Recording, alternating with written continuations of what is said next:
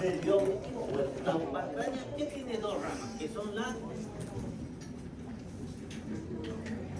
vestibular y la coclear. ¿Para qué sirve la coclear?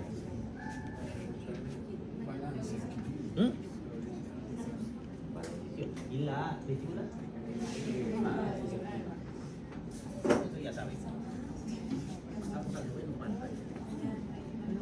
El auditivo se divide en dos ramas, en la coclear y la vestibular, y las evaluamos de forma independiente a cada una de ellas.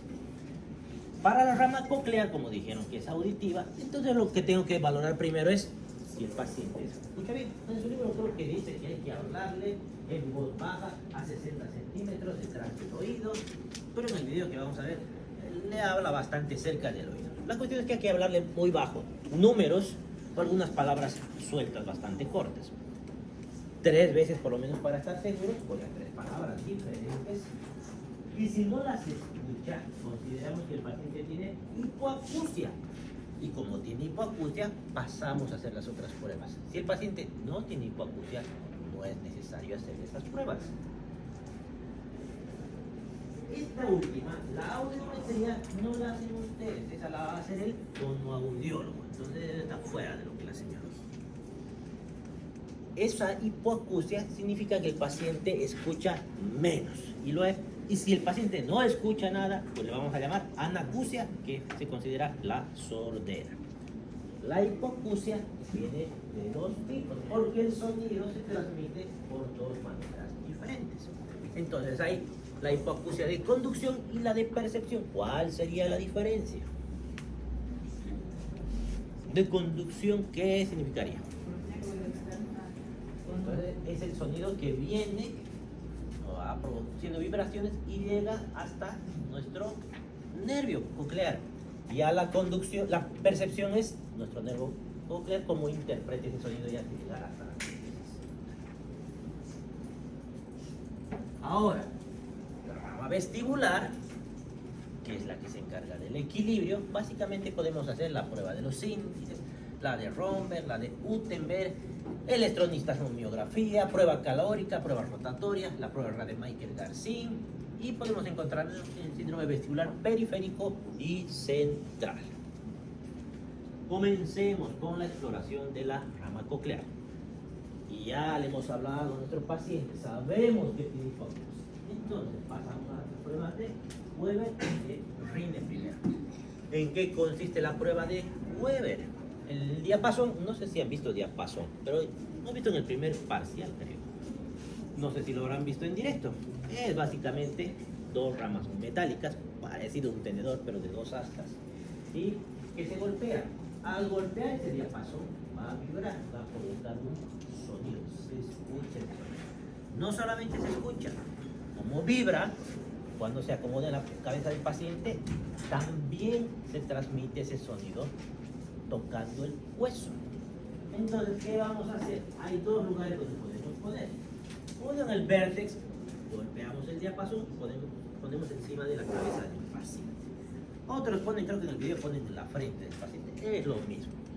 ¿Qué va a suceder si hay una alteración? Se va a lateralizar eso, el paciente nos va a decir que escucha menos con uno de los lados. Pasamos a la prueba de Rhine, que igual golpeamos el diapasón, apoyamos en la apopigmastoide, oído por oído, haciendo de la apopigmastoide. Le decimos al paciente el momento que deja de escuchar el sonido, inmediatamente ponemos delante del oído del paciente y cuantificamos el tiempo que escucha todavía posterior a lo que está en el oído del paciente. Luego, la prueba de Swabatch, básicamente golpeamos el diapasón, ponemos delante del oído del paciente, consideramos que es menos de 20 segundos o más de 30 segundos. Está alargada o si está acortada esa prueba de Swabatch. Entonces, entre las tres pruebas se valoran juntas y nos van a decir si la hipoacusia es de conducción, por tanto hay compromiso del oído externo y del medio, o de percepción, alteración del oído interno y el nervio coclear. ¿Cómo llega el sonido al oído? Hagamos un repaso. Se produce un sonido y ese sonido hacia dónde tiene que ir, cómo ingresa a nuestro oído, a través del conducto. ducto auditivo externo. Luego, ¿a dónde va a llegar? Va a impactar ¿dónde? En la membrana timpánica. De la membrana timpánica, ¿cuál es el siguiente paso? ¿Qué produce la membrana timpánica? Esa vibración que va a hacer que se mueva, que está detrás de la membrana timpánica. Los huesecillos, ¿cuáles son? El mandillo, y de ahí, ¿a dónde va? Al nervio coclear. Entonces, todo ese trayecto sigue el sonido. Ahí vamos a ir viendo algunas patologías más adelante.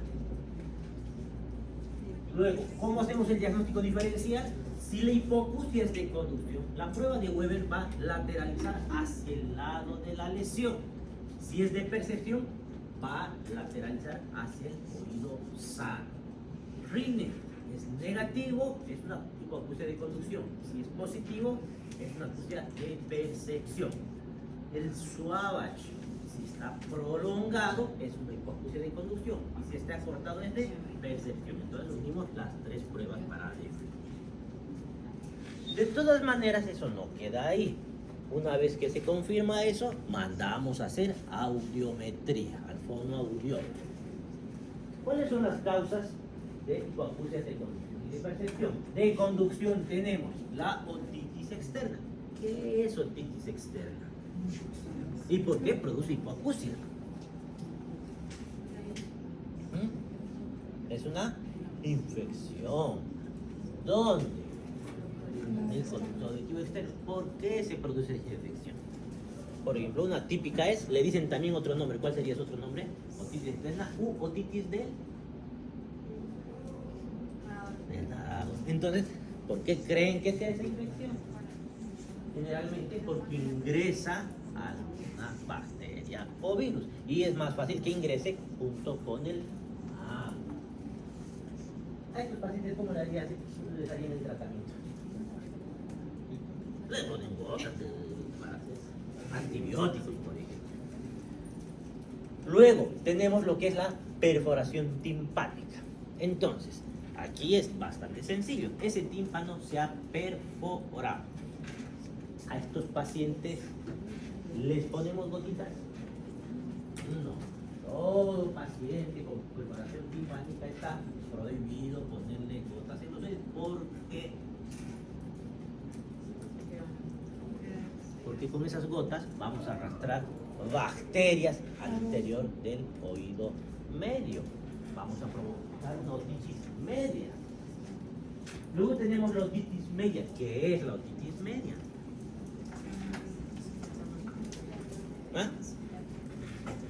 Es una inflamación del oído medio, producida porque lo que está detrás del tímpano. ¿Por qué está producida esta infección? Por bacterias. ¿Por dónde pueden ingresar estas bacterias? ¿Por el tímpano pueden entrar? ¿Sí está todo? No, porque se supone que es impermeable. Entonces, ¿cómo llegan las bacterias y virus hasta estas personas? Generalmente bacterias que producen pus. ¿Por dónde llegan? ¿Y por dónde entran? ¿Cómo se comunica por ahí? A través de la trompa de Eustaquio que está metida por ahí. Ahí está, obstrucción de la trompa de Eustaquio. Entonces, si tenemos una otitis media, estamos diciendo que ha llegado una bacteria y produce pus. Si hay pus en el oído medio, ¿cuál es su complicación más temida? Tengo pus ahí, no estoy escuchando bien. ¿Y con qué se trata eso? ¿Ah? Una otitis media aguda, ¿cómo pueden curar? ¿Se cura? Con antibióticos. ¿Así? No, ¿por qué no? Puede ser endovenoso, pero no son necesarios. Con tabletas suficientes. Una amoxicilina con ácido clavulánico va muy bien para eso. Amoxicilina. Gotitas no le ponemos ¿por qué? Porque a veces le ponen gotas, no sé por qué le ponen gotas. A ver, si tengo una otitis media aguda, hay pus ahí, ¿qué le va a pasar a mi membrana timpánica? Se va a remojar. Entonces, si se remoja, ¿cuál es la complicación que más tememos? La perforación. Y si ya está remojado y le ponemos líquido por el otro lado más, ¿qué creen que va a pasar? Con seguridad vamos a perforar nosotros ese tímpano. Siempre tienen que fijarse esos detalles. Con antibióticos vía oral, más suficiente. Puede ponerle endovenoso, pero no son tan. Otoesclerosis. ¿Qué será la otoesclerosis? No puede escuchar el paciente por otoesclerosis. Significa que los huesecillos se están endureciendo. El movimiento que tiene esa articulación entre esos huesecillos deja de producirse porque ya fusionado, como se llama. La enfermedad de Paget es una enfermedad que se caracteriza por formación de tumores óseos y van obstruyendo el conducto auditivo. Tenemos también la fractura de peñasco que puede provocar daño aquí. Y si hablamos fractura de peñasco, estamos hablando de fractura de base de cráneo, ¿no? Fractura de base de cráneo y no les explicaré más adelante. Pero, ¿qué más tengo en una fractura de base de cráneo? ¿Qué puedo encontrar en mi paciente? Ojos de mapache, ¿qué más puedo encontrar? ¿Qué hay aquí? El signo de batalla, si quieren, aquí pilla aquí. ¿Qué encuentro a través del oído? ¿Qué sale? ¿Ah? Otorragia, sale, porque es una fractura, ¿no? Cuando tengan un paciente con fractura de base de cráneo, está prohibido poner sonda nasogástrica. ¿Por qué creen? Pasa justo por donde tengo que pasar la sonda, está fracturado. ¿Qué podría pasar? Entonces, en vez de poner sonda nasogástrica, van a poner una sonda nasomedular. Todo. Y hay un montón de fotos he visto en internet de cómo les han puesto. Está prohibido. Se olvidan de que no pueden hacer eso. ¿Qué más? Igual que cuando hay fractura de pelvis, no se pone sonda vesical, ¿no? Se van a otros lados. Hipoacusia de percepción. Puede ser congénita en el caso de la rubeola durante el embarazo. Traumática igual en fractura de base de peñasco, en este caso la fractura ha dañado el nervio coclear. Puede ser tumoral. Enfermedad de Meniere. La enfermedad de Meniere es una enfermedad por el estrés que se caracteriza por hipoacusia, hay tinnitus, hay vértigo, mareos. Tóxica por fármacos que producen ototoxicidad como la amicacina, la gentamicina. Presbia, ¿qué será presbiacusia? ¿Quién sabe qué es presbiacusia? Presbiacusia. Vamos a retroceder un poco, que sí hemos visto. ¿Qué es presbicia? Este tal vez está muy complicado, volvamos a algo más sencillo. ¿Qué es presbicia? Ya lo sabes. ¿Qué es miopía? ¿Qué es miopía? Perdimos llevado ese parcial. Primero parcial, no me. Es cuando no ven las cosas que están muy lejos. ¿Qué es hipermetropía? ¿Qué es astigmatismo? Miopía, hipermetropía. Ya no veo las cosas de cerca. Astigmatismo, veo las cosas borrosas. ¿Y qué era presbicia? Así vamos a acordar lo que es presbiacusia. Pérdida progresiva. De la presbicia no es pérdida total. Pero a ver, no. Todos ustedes van a tener presbicia. Todos. Con la edad.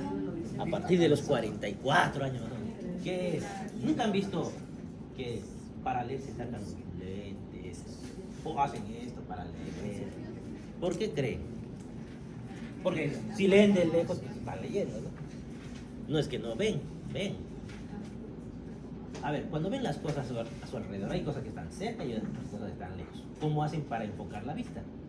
Para ver algo lejos tengo que enfocar a lo que está lejos. Para ver algo cerca, enfoco, cambio el enfoque. ¿Cómo hacen eso? ¿Quién enfoca la vista? Eso, a través de un músculo, ¿no? Eso hace que se alargue o se achate para enfocar. Y con la edad pierde la flexibilidad. No es lo mismo que la catarata. La catarata es que se opaca. Aquí pierde la flexibilidad, entonces cuesta. No es que no pueden enfocar, pero les cuesta más tiempo enfocar. Por eso es que están haciendo el movimiento. Y presbiacusia, ¿se le parece? Es lo mismo. Aquí, ¿qué creen que es? ¿Qué le pasa a la membrana timpánica con la edad? Pierde elasticidad. Y como pierde elasticidad, va a costar más que puedan escuchar las cosas. Infecciosa. Meningitis, purulenta, parotiditis puede provocar hipoacusia. Vascular, infarto por oclusión de la arteria cerebelosa anteroinferior también puede provocar hipótesis de percepción. Pasamos totalmente, cambiamos de tema, para hablar sobre la rama vestibular. Y aquí vemos el vértigo más que todo. ¿Qué es vértigo? Es cuando es una sensación ilusoria de movimiento. Entonces, dividimos el vértigo en objetivo y subjetivo. En general las cosas giran. Si veo que las cosas giran a mi alrededor, el vértigo es objetivo. Pero si yo creo que estoy girando entre las cosas, el vértigo pasa a ser subjetivo. Mareo es una incomodidad, una sensación de incomodidad. Sienten como que se mueven, no giran, sienten como que estuvieran flotando ahí en el agua, como cuando están navegando en algún barco. Luego evaluamos los reflejos vestíbulo espinal y vestíbulo. Prueba de los índices. ¿Cómo hago la prueba de los índices? Me paro delante del paciente, puede estar sentado también, y le pido que me muestre sus dedos. Muéstreme sus dedos. Tiene que apuntar justo hacia mis dedos. Entonces le pido al paciente que apunte. Ahora yo voy a ser el paciente. Haga sus dedos así. Yo soy el paciente y apunto. Que cierre los ojos. Al cerrar los ojos va a desviar los dedos. Eso significa que hay un problema vestibular. La prueba de Romberg, que ya les he dicho cómo se hace. El paciente se para con los pies, los talones juntos, y con la visión está organizando, se está equilibrando. Nos acomodamos detrás de él porque se puede caer. Le pedimos que cierre los ojos y al cerrar los ojos se inclina hacia un lado. Luego tenemos la marcha en estrella de Babinski, que también les expliqué cómo se hacía. Le pedimos al paciente que con los ojos cerrados dé 3 pasos hacia adelante y luego 3 pasos hacia atrás.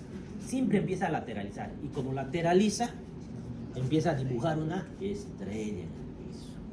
La prueba de Gutenberg, lo mismo, les pedimos que marque el paso como una marcha. Al cerrar los ojos va a empezar a lateralizar, se va a ir hacia un lado. Pruebas calóricas. Primero tengo que estar seguro que esa membrana timpánica esté íntegra. ¿Y cómo voy a estar seguro? ¿Qué tengo que hacer? Tengo que usar mi otoscopio y ver cómo debería estar la membrana timpánica. ¿Y cómo sé? ¿De qué color es la membrana timpánica? Blanca nacarada, ¿no? Que es como una perla. Si está como titis, ¿cómo la voy a ver? Roja. Ahí no le pongan líquido, porque van a perforar ese tímpano por detrás. Entonces, si veo que mi membrana está blanca, nacarada, puedo ponerle líquido. Y ahí le pongo líquido caliente o frío. ¿A cuántos grados? A 100 grados le pongo. Ah, no, para quemar. A 44 grados. Entonces, tibiecita. Fría a 28 grados. Ponemos agua.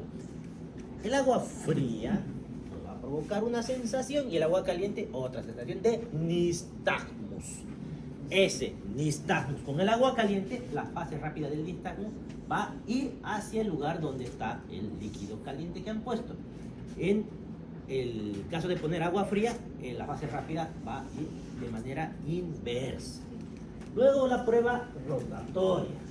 Paciente sentado con la cabeza 30 grados hacia adelante, estimulando el conducto semicircular horizontal. ¿Cómo hacemos eso? Ponemos en una silla giratoria y hacemos girar al paciente 10 vueltas durante 15 segundos y detenemos bruscamente el sillón.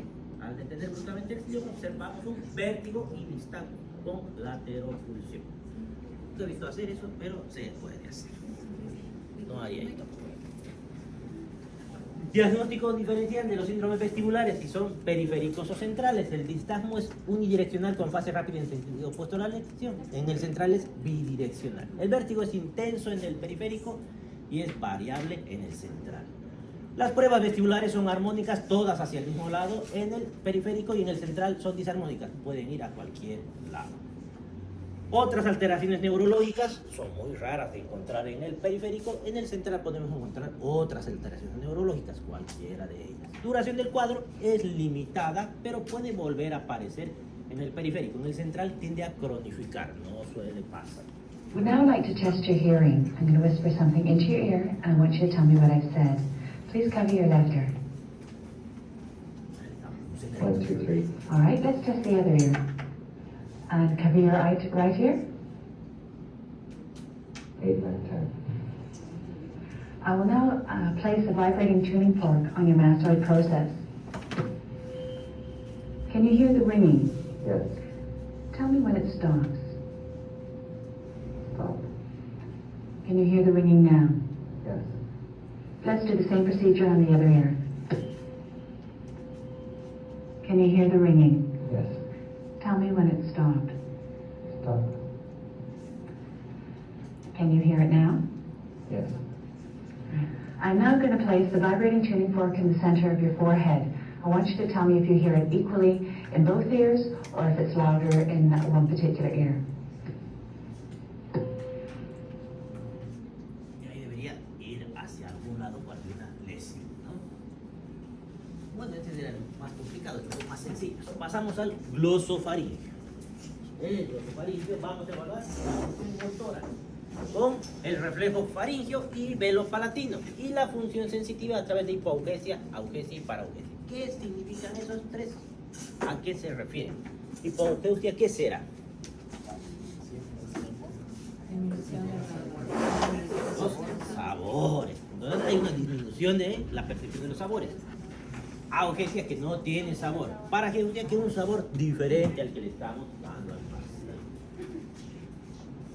Reflejo faringio pero palatino, básicamente en el faringio con el baja lenguas voy a tocar la parte posterior de la faringe y tengo que provocar el reflejo nauseoso. El velo palatino estimulo el borde posterior del velo del paladar y tiene que levantar ese paladar sin que se mueva la úvula. Lo mismo que hemos dicho. A ver, creo que el video no está completo.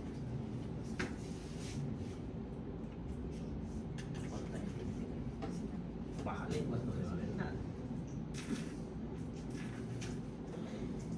Lo que importa es que se comunica. Ya. Pasamos al nervio vago o neumogástrico, el cambio neumogastrentérico. Nervio vago, exploración funcional, articulación de la voz. Y aquí tenemos, le pedimos que repita algunas palabras. Podemos ver también a través de la laringoscopía y también tiene una función sensitiva, lo mismo, los sabores podemos hablar. Aquí no es tan fácil, porque es en la parte posterior de la lengua y es muy difícil acceder hasta ahí, casi no se hace. Laringoscopía, por el laringoscopio, es algo que no van a hacer, solo el neuro hace y eso ni deben hacer la mayoría. Con el laringoscopio le pido que mencione palabras y veo cómo se mueven las cuerdas vocales. No se hace casi porque ese reflejo sí puede provocar reflejos nauseosos. ¿Y cuándo usan el laringoscopio? Normalmente, ¿cuándo lo van a ver usar?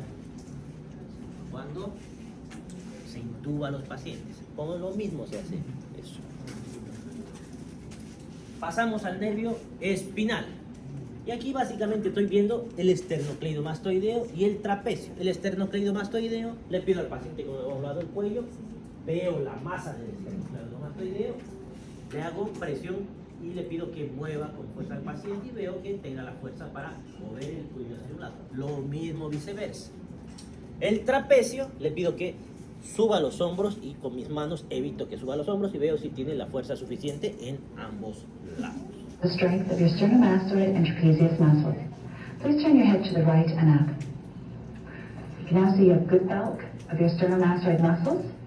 Please turn your head against resistance. All right, now turn your head up and to the left. Again, on this side, I can see a good bulk of your sternomastoid muscles. Please turn your head against resistance. All right, now raise your shoulders and keep them up against resistance. Hipogloso. Aquí lo que valoro es la fuerza motora de la lengua. Y aquí voy a ver. Si hay alteraciones en el movimiento de la lengua, puedo encontrar disartría. ¿Qué es disartría? Dificultad para articular las palabras. Trastornos de la deglución también puedo encontrarme. Aquí, por ejemplo, estamos viendo parálisis donde lateraliza la lengua. Es una parálisis del hipogloso. Puedo explorar la lengua a través de su superficie, el grosor, atrofia. Con guantes pueden revisar la lengua. Otra forma es ver si hay la fuerza muscular de la lengua.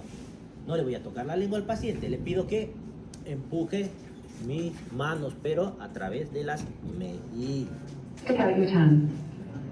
I notice there's no evidence of wasting or fasciculation of your tongue, and it protrudes. Ahí estaba incompleto. Con eso acabamos pares craneales. Y esto es lo que es un repaso, porque creo que hemos visto en la anterior clase. Evaluación de la motilidad. La primera clase de examen físico no. Bueno, veremos. Motilidad. ¿Qué es motilidad? ¿Qué es motilidad? Un movimiento. Entonces voy a ver la motilidad activa y pasiva. Activa, ¿qué era? Que el paciente se mueva, levante la mano, levante el pie. Y pasiva sería que yo mueva, si puede mover.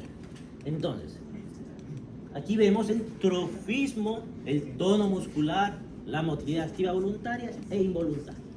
¿Qué era trofismo? El desarrollo muscular. Por qué hemos visto esto. ¿Qué era el tono muscular? El estado de semicontracción que nos mantiene en posición. Trofismo muscular. Aquí vamos a inspeccionar las masas musculares, formas, relieves, distribución y signos asociados. ¿Cómo vamos a hacer eso? A través de la medición del diámetro de los miembros con cinta métrica. Y ahí comparo el izquierdo con el derecho. Es normal que el paciente tenga un poco más de desarrollo muscular en el lado donde suele manejar más. Por ejemplo, si son diestros, van a tener obviamente el lado derecho más desarrollado que el izquierdo, pero con cierta simetría, no puede ser demasiada la diferencia. Trofismo muscular. Podemos encontrar hipotrofia muscular o amiotrofia. ¿Cuándo vamos a encontrar hipotrofia? En pacientes que no están usando sus músculos. ¿Por qué pueden no usar sus músculos? Por ejemplo, un paciente que ha sufrido un accidente cerebrovascular no está usando sus músculos, como por ahí han dicho que está en coma, no está usando. Entonces vamos a esperar que esté con atrofia muscular. Hipertrofia. ¿Cuándo vamos a encontrar hipertrofia? Cuando se ve más desarrolladas estas masas musculares, que vamos a ver que no es tan simple como hacer solamente ejercicio.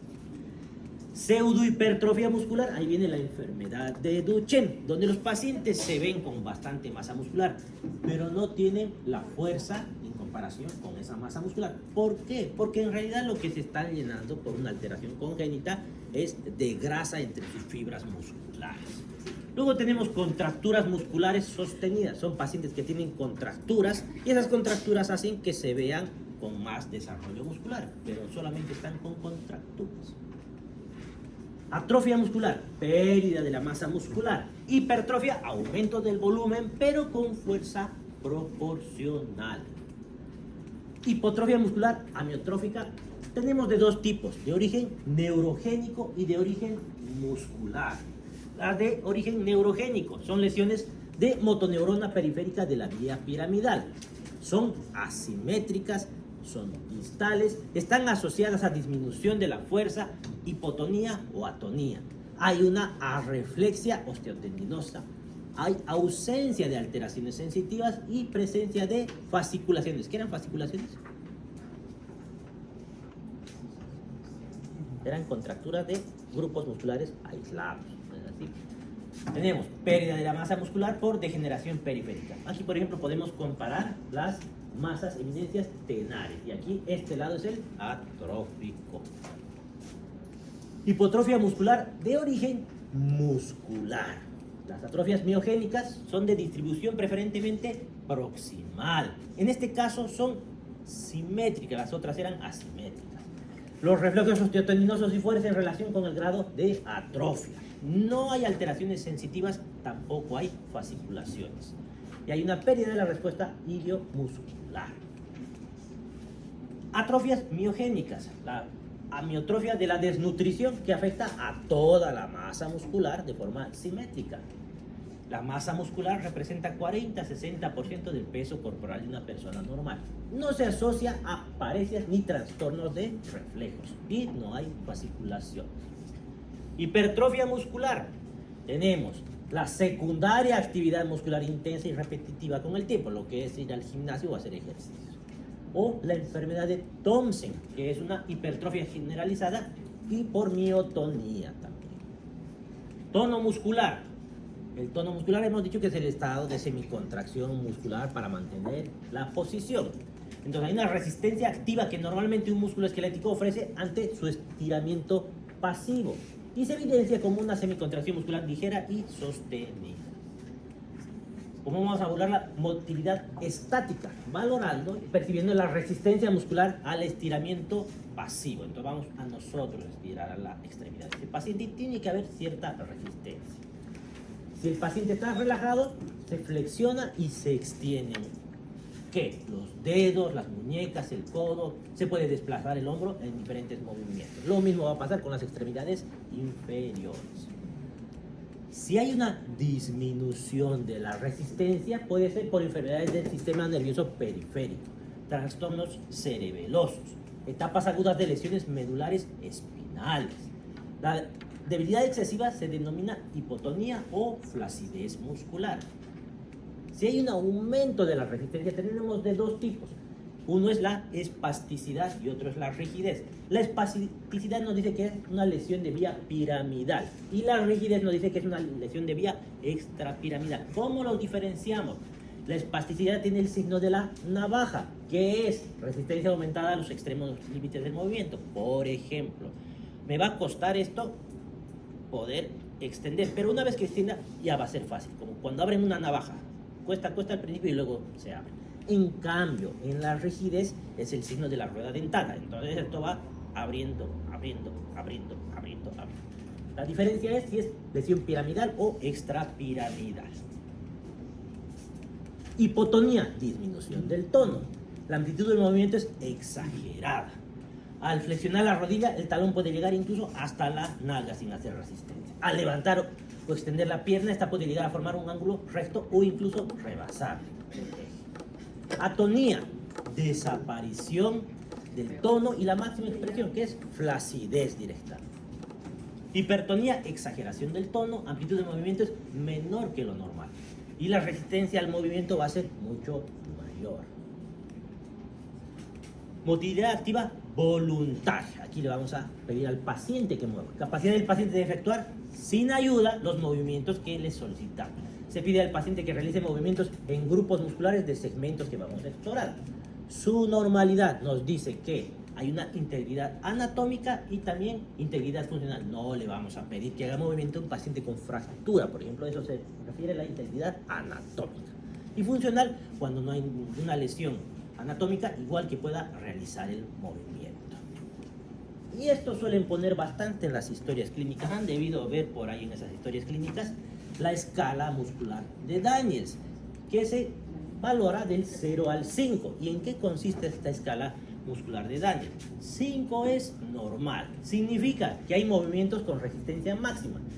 Ejemplo, nosotros le pedimos al paciente que levante su mano y le hacemos fuerza aquí para que no pueda levantar. Y él puede levantar.